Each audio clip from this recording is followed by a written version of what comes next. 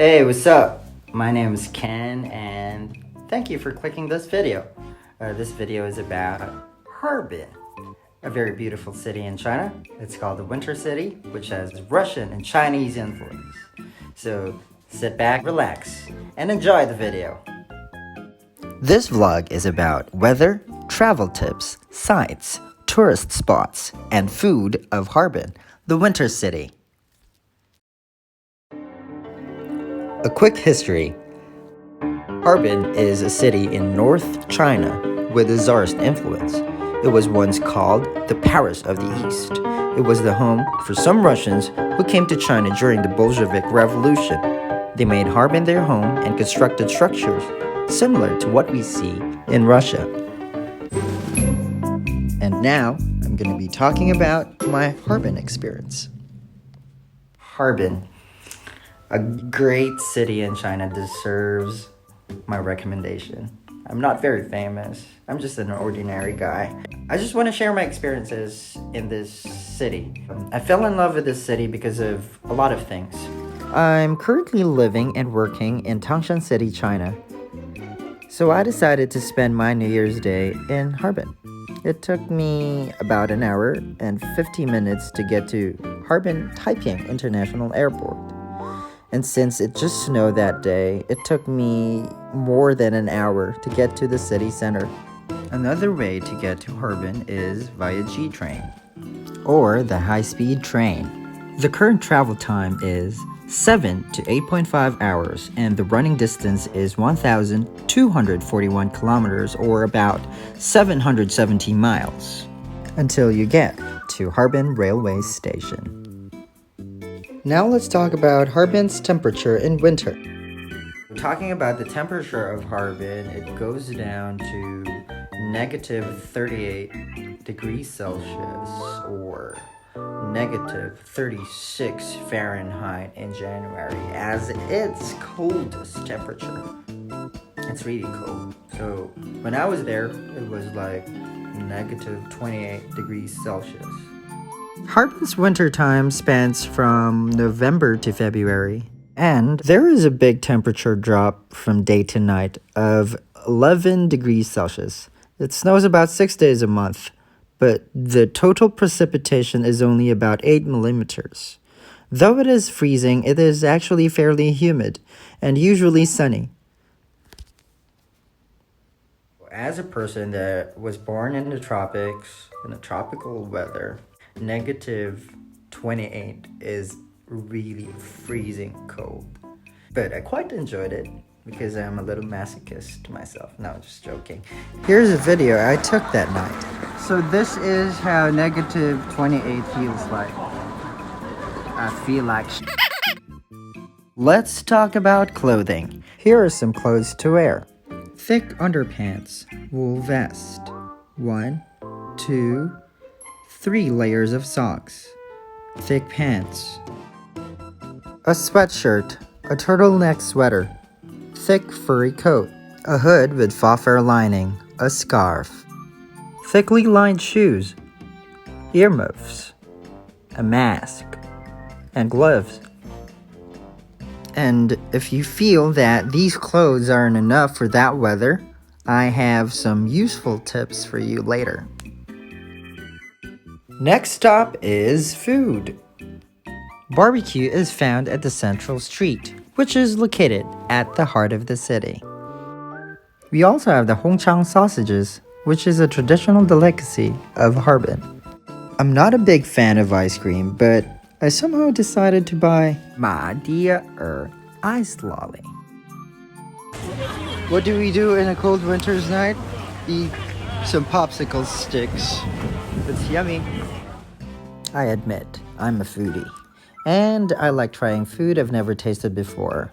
I always go local because it is one of the best ways in learning one's culture.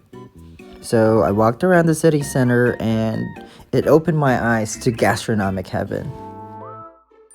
Next stop, the tourist spots of Harbin. My first destination in Harbin was the iconic Central Street. In this good location, you can find restos, barbecue places, and big commercial establishments. It's a very busy street. My second stop was St. Sophia's Cathedral. This is the largest Orthodox church in the Far East. Built in Byzantine architectural style, it is now a museum, and it serves as Harbin city's landmark. The next morning, I did some ice sliding in front of Harbin Cable Car's castle. Then I rode the cable car across Songhuajiang River, the biggest and the longest river in Heilongjiang province. The cable car ride will take you to Sun Island, where there are some snow sculptures and interesting buildings. This is also a good place to play with fresh deep snow. On this island, you can find the Russian-style town and the snow sculpture exhibition.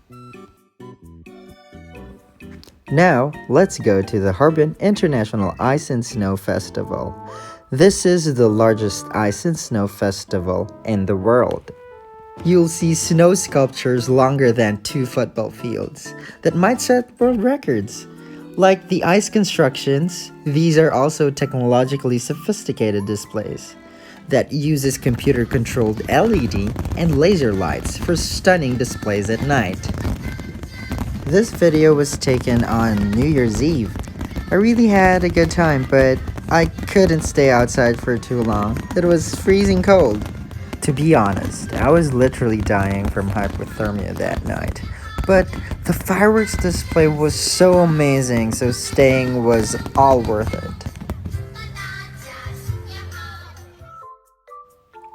My last day in Harbin has arrived.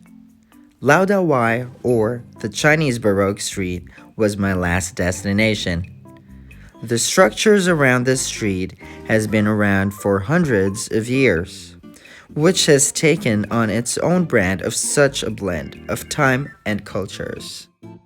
There are lots of things to do and see on this street. You can buy souvenirs and even buy some Russian chocolates. Now, for some helpful tips. Taxis. Always ask for metered rides, then if all else fails, take a Didi. But you have to wait for a long time since there is always a queue. Another way of getting around is taking the city e-bus. This is a cheap way of transportation. It costs around 1 to 3 Chinese RMB. You can always check the bus stops for bus numbers and their destination. Another mode of transportation is taking the metro. In wintertime, the metro begins its operation at 6 a.m. and the last train departs at 9 p.m. Fares range from 2 RMB to 4 RMB depending on trip distance. Single ride and rechargeable fare cards may be purchased at ticket windows or automatic fare card machines in each station. Let's continue on to more tips. And a must-have, the self-adhesive body warmers.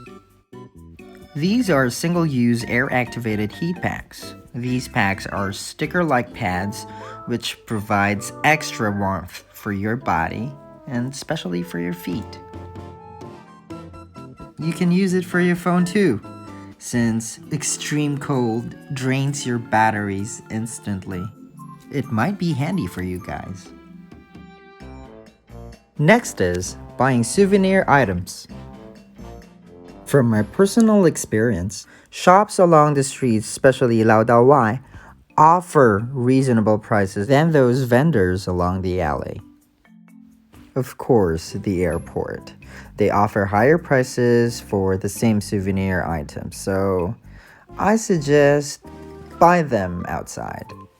Before I end this video, I would like to thank my dear friend Jamaica Prada for encouraging me to do this video.